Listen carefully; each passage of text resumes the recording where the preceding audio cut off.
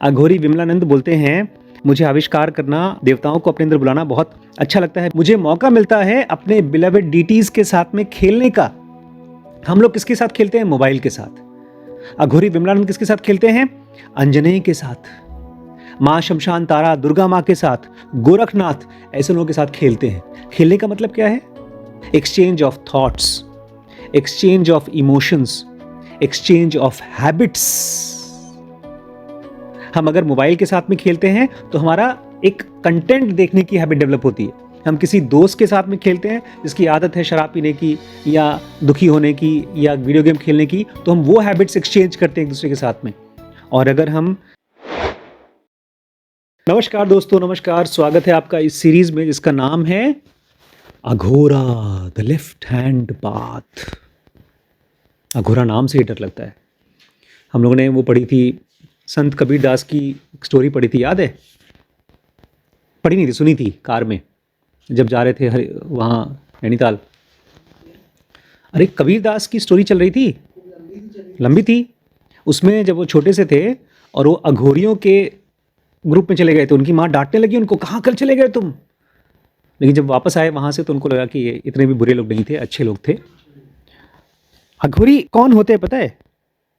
जो purely spiritual Sikar होते हैं, एटलीस्ट जो जेन्युइन अघोरी होते हैं।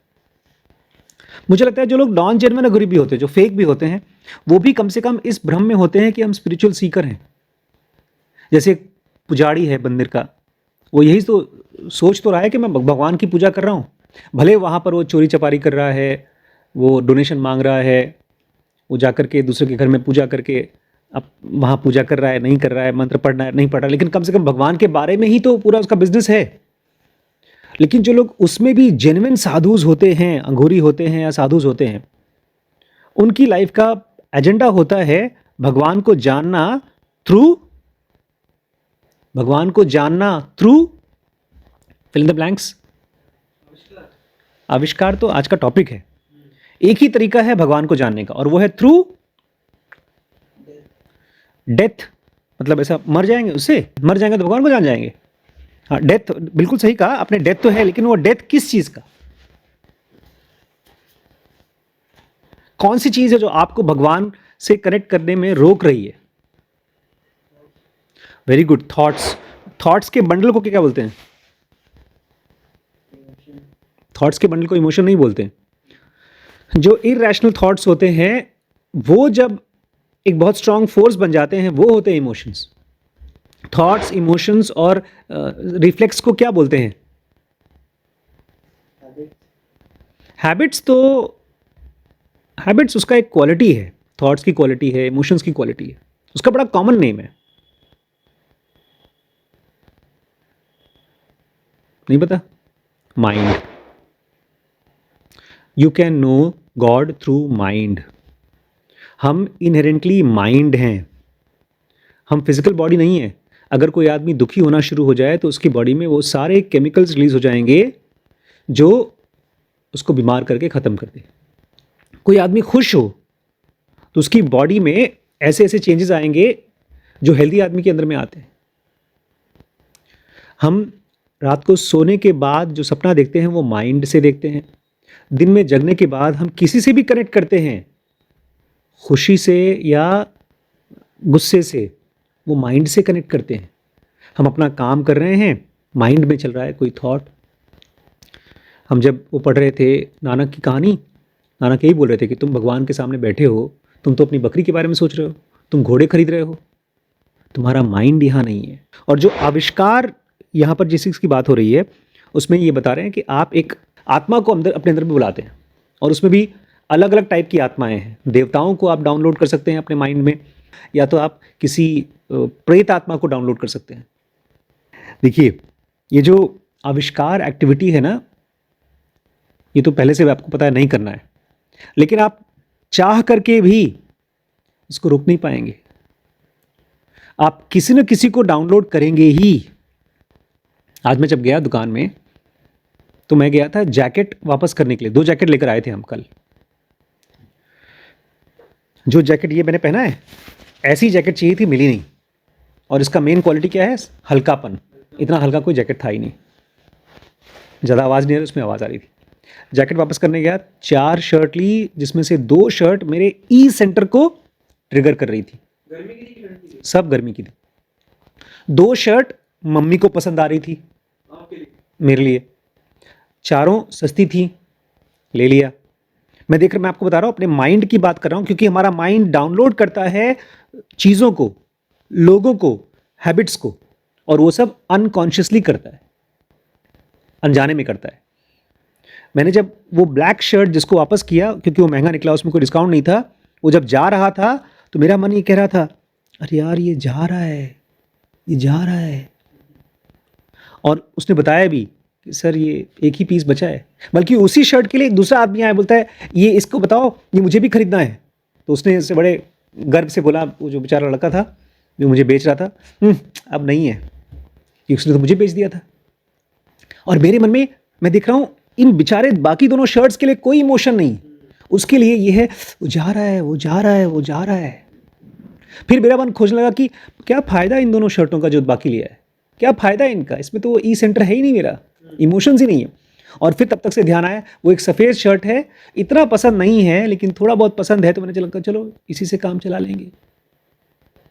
ये सब का सब क्या है? पास्ट के माइंड का डाउनलोड। जो हम फैशन में देखते हैं किसी को, हमारे माइंड को नहीं पता है कि वो डाउनलोडिंग चल रही है। वो हम जैसे नहीं, आपके फ़ोन में या कंप्यूटर में ये होता है कि आपको ऐसे ही प्रॉम्प्ट मिलता है, आपको डाउनलोड करना है ये ऐप, तो आप डाउनलोड कर लेते हैं। ऐसे ही आप कहीं जाते हैं, किसी को देखा, लगता है ये तो मज़ेदार है, कर लिया डाउनलोड। देखिए, मैं आपको इतनी बातें क्यों बोल रहा हूँ, माइंड, डाउनलोड, फलाना, फैशन वैशन, ये सब बातें इसलिए हो रही हैं क्योंकि हमारे माइंड का नेचर है चीज़ों को डाउनलोड करना। अघोरी विमलानंद बोलते हैं, मुझे आविष्कार करना, देवताओं को अपने अंदर बुलाना बहुत अच्छा लगता है। मुझे मौका मिलता है अपने बिलवेड डीटीज़ के साथ में खेलने का। हम लोग किसके साथ खेलते हैं? मोबाइल के साथ। अघोरी विमलानंद किसके साथ खेलते हैं? अंजनेय के साथ, माँ शमशान तारा, दुर्गा माँ के साथ, गोरखनाथ, ऐसे लोगों के साथ खेलते हैं। खेलने का मतलब क्या है? Exchange of thoughts, exchange of emotions, exchange of habits. हम अगर मोबाइल के साथ में खेलते हैं तो हमारा एक कंटेंट देखने की हैबिट डेवलप होती है। हम किसी दोस्त के साथ में खेलते हैं जिसकी आदत है शराब पीने की या दुखी होने की या वीडियो गेम खेलने की, तो हम वो हैबिट्स एक्सचेंज करते हैं एक दूसरे के साथ में। और अगर हम माँ शमशान तारा, हनुमान जी या जिड्डू कृष्णमूर्ति या रमण महर्षि के साथ में अपना माइंड एक्सचेंज करते हैं, तो हम उनकी हैबिट सीखते हैं। इसलिए कह रहे हैं कि I love to play with them, मुझे इनके साथ खेलना पसंद है। हमने कल पढ़ा था किस तरह से जो दास बापा नाम के एक आदमी थे, वो जब भी किसी स्पिरिट को बुलाते थे तो कपड़ा पहनते थे उसकी तरह। जैसे अगर उनको अघोरी गोरखनाथ को बुलाना था तो वो उन्हीं की तरह कपड़े पहनते थे, उन्हीं की तरह चिमटा।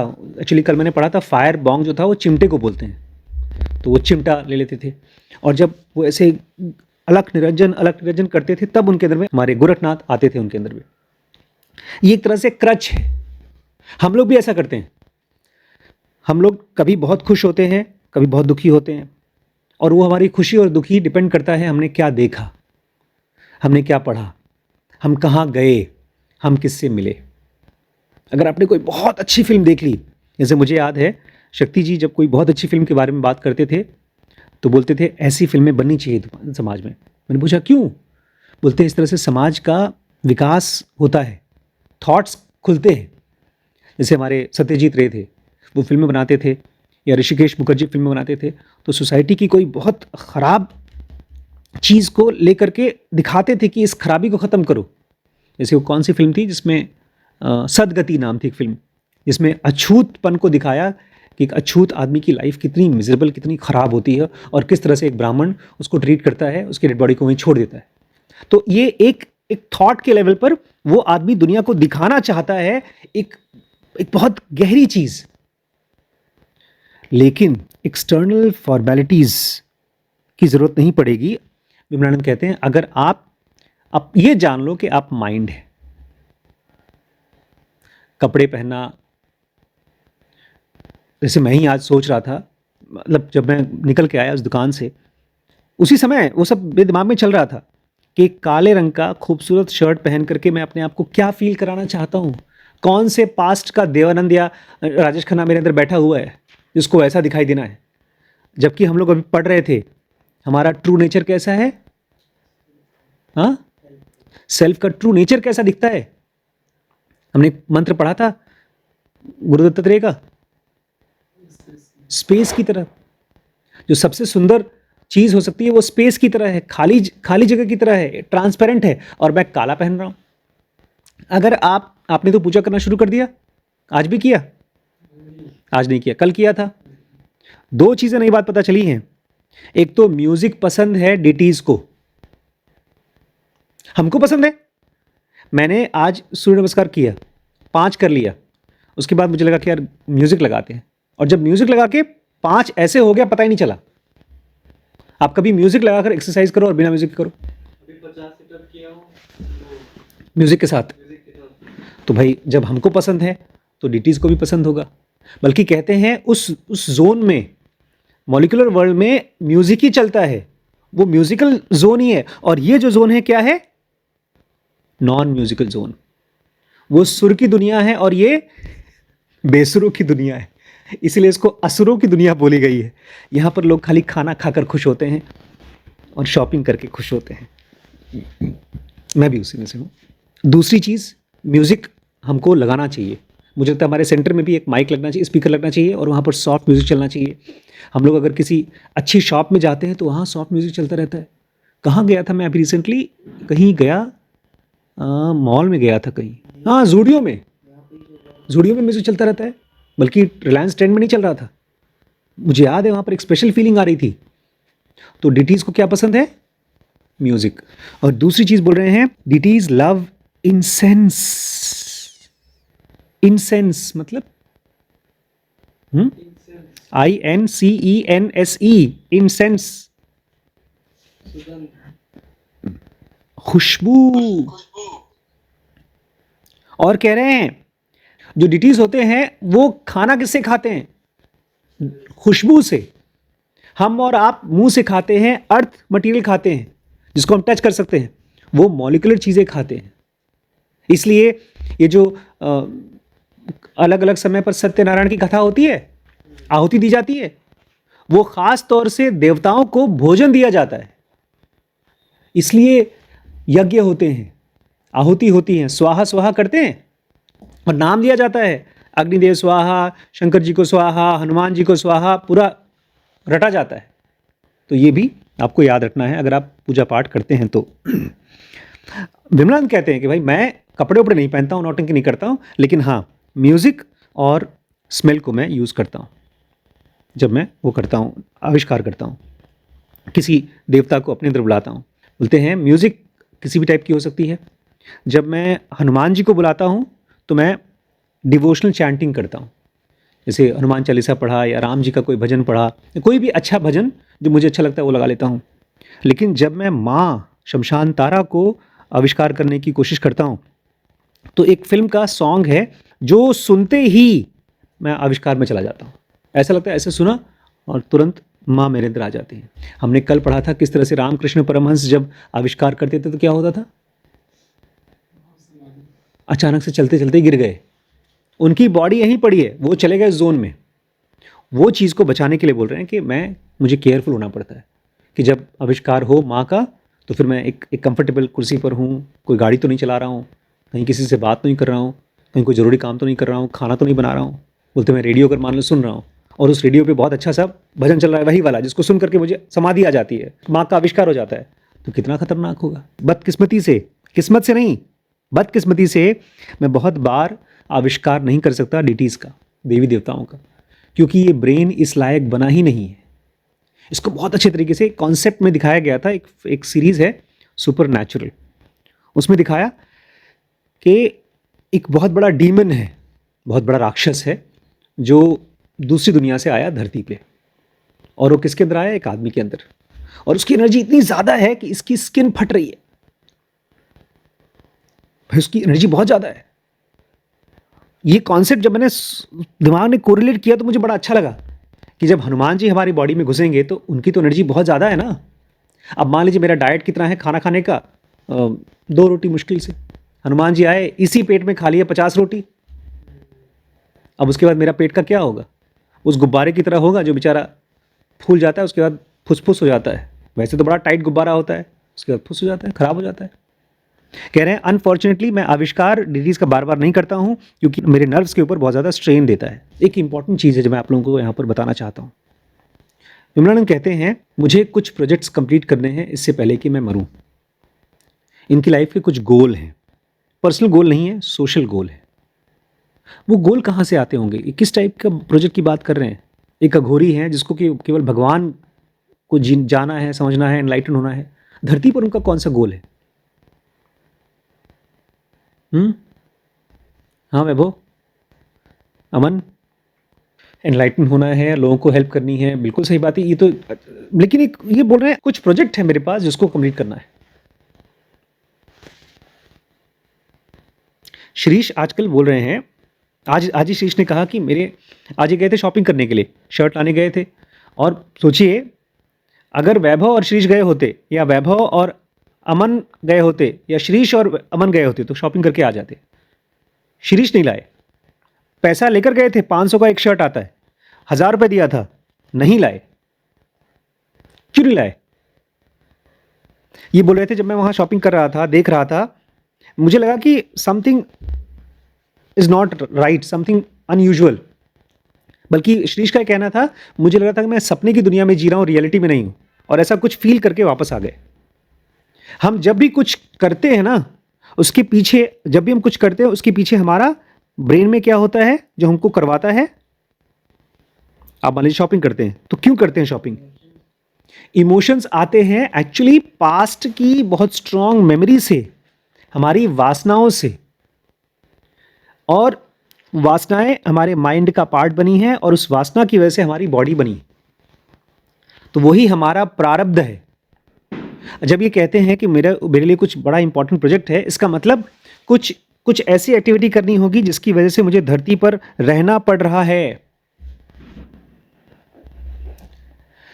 हम लोग ये जब परेशान होते हैं ना तो हमको लगता है जिंदगी ही बेकार है, चलो मर मुरा जाए। हम कभी सोच ही नहीं पाते कि हम जिंदा ही इसलिए हैं बिकॉज हमारा ब्रेन बना हुआ है धरती की उस पास्ट अनकॉन्शियस मेमोरीज से जिसके हम बने हुए। हम मर ही नहीं सकते। एक फिल्म है मैट्रिक्स, उसमें सेकंड सीरीज में बेचारा फंस जाता है ट्रेन स्टेशन पे। एक ट्रेन स्टेशन होता है, रेलवे स्टेशन, उसमें भागता है ट्रैक पर, इधर से वापस आ जाए, फिर भागे, फिर वापस आ जाए। वो उस गुफा से निकल नहीं पा रहा था। हमारी जिंदगी वैसी ही है। हम अपने, कृष्ण कहते हैं गीता में, अपने कर्मों से नहीं भाग सकते।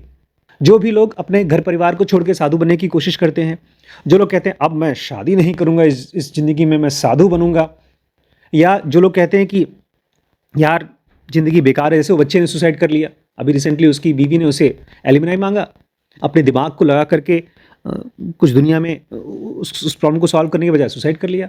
मर नहीं सकते आप, डिलीट ऑप्शन नहीं है। शीश ने कहा कि एनलाइटन होने के लिए हमको मरना पड़ता है, बट मरना फिजिकली नहीं होता। कृष्णमूर्ति बोलते हैं you have to die to the you have to die to a thought. आपके मन में एक विचार आया, मान लीजिए मेरे मन में विचार आया ये शर्ट तो बहुत अच्छा है, आज नहीं तो कल लूंगा, आज मेरे पास पैसे नहीं है, जब आएगा तुरंत जाके लूंगा। वो थॉट है, बहुत स्ट्रांग थॉट। और उसके प्रति अगर आप नहीं मरते हैं तो फिर आप मर ही नहीं सकते। क्योंकि वही जो विचार आपने किया कि ये काले शर्ट में मैं बहुत अच्छा लगूंगा, एक विचार ही तो आप हैं और कुछ है ही नहीं आप। हम मेमोरी और विचार के अलावा कुछ है नहीं। हम बैठे हैं फिल्म देख रहे हैं, बल्कि मुझे याद है कहीं पर मैंने पढ़ा था इसको, बहुत पुरानी बात है, कि देवानंद का फेवरेट कलर था ब्लैक कलर। और मैंने सुना था राजेश खन्ना जी जब ब्लैक कलर पहनते थे, निकलते थे, तो लड़कियां सीटी बजाती थी, लड़कियां सीटी बजाती थी। और मैं उस समय रहा हूँगा भाई लड़कियों की उम्र का, भाई 15-16 साल का, 20 साल का। फिर मैंने भी ब्लैक कलर पहनना शुरू कर दिया, सीटी नहीं बजती थी। आज तक किसी ने सीटी नहीं बजाई। शीशे में देखते थे, लगता था कोई बात नहीं, सुंदर तो लग ही रहा हूं मैं। दुनिया में सबसे स्मार्ट आदमी कौन? खुद गब्बर। ये जो थॉट्स चलते हैं नार्सिसिस्टिक थॉट्स इसकी हंस रहा है, नार्सिसिस्टिक थॉट्स यही हम हैं।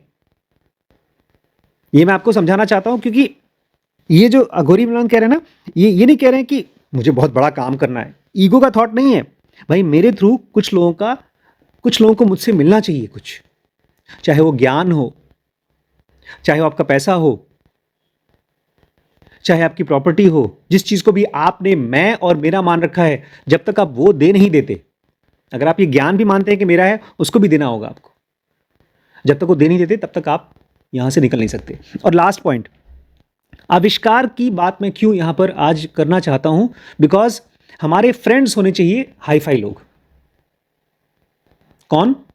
अंजनेय टाइप के, हनुमान जी, देवी माँ, कृष्ण मूर्ति।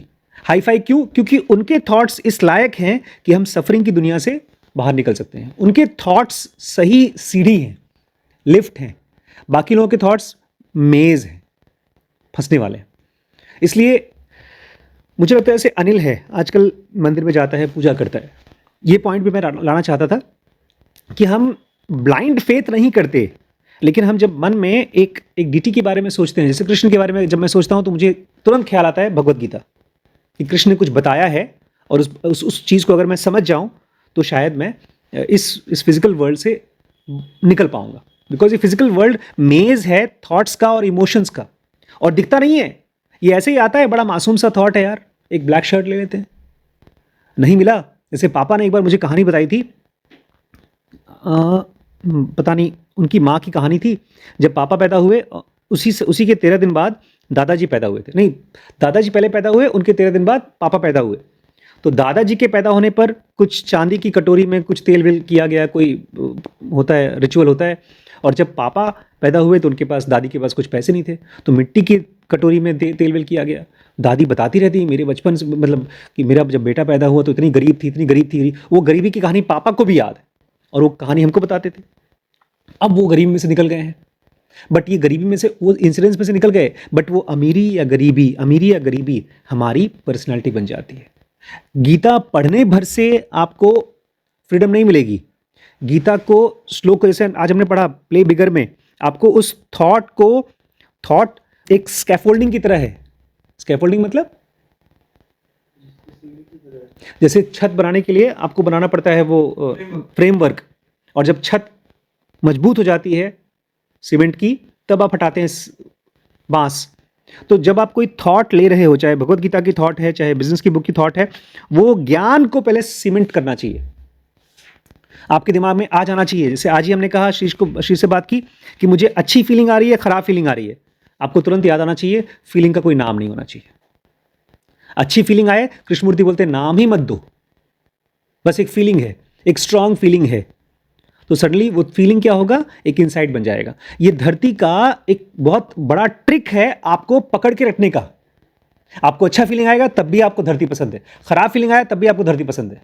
जैसे मैं वो स्ट्रीट ट्राउजर और वो देख रहा था, तो मेरे दिमाग में तो था ये तो नेसेसिटी है, ये तो लेना ही है, ये भी तो। हाँ देखिए, एक चीज़ समझिए, मुझे ठंड लग रही है, मैं जाके कपड़े खरीद के पहन के आ जाता हूँ, लेकिन अभी मेरी उस चीज़ को खरीदने की औकात नहीं है। तो लॉजिकली तो ठीक है कि सर्दी में आपको एक अच्छा कपड़ा होना चाहिए, लेकिन उसके लिए मेरा इमोशन बन जाए, बहुत जब पैसा आएगा ना पहली बार, सबसे पहले मैं वही लूँगा। ये तो ऐसा हो गया जैसे आज यहाँ बैठे बैठे मैं सोच रहा हूँ, जब बम्बई जाऊँगा ना तो एक बड़े से होटल के 212 नंबर के कमरे में सोऊंगा, और उसके बिस्तर के राइट साइड में सोऊंगा, बिकॉज वहाँ मैंने देखा था एक गुरुजी उसी में आराम कर रहे थे। हाँ, दिमाग बड़ा स्पेसिफिक डिजायर करता है कि यही चीज चाहिए, क्योंकि उसने खाली मेरे आई सेंटर को नहीं टच किया, ई सेंटर को टच कर दिया। और ई सेंटर क्या है? इरैशनल थॉट्स का कलेक्शन, नॉट रैशनल थॉट्स। समझदारी वाले थॉट्स का कलेक्शन नहीं है, इरैशनल थॉट्स का कलेक्शन। जब ये आविष्कार करने की बात करते हैं और ये बोलते हैं भाई मुझे तो अंजनेय हनुमान जी पसंद हैं, माँ शमशान तारा पसंद है, गोरखनाथ पसंद है, क्यों इस टाइप के लोगों को पसंद कर रहे हैं? Because they have a mind जिसको फिजिकल वर्ल्ड पसंद ही नहीं है।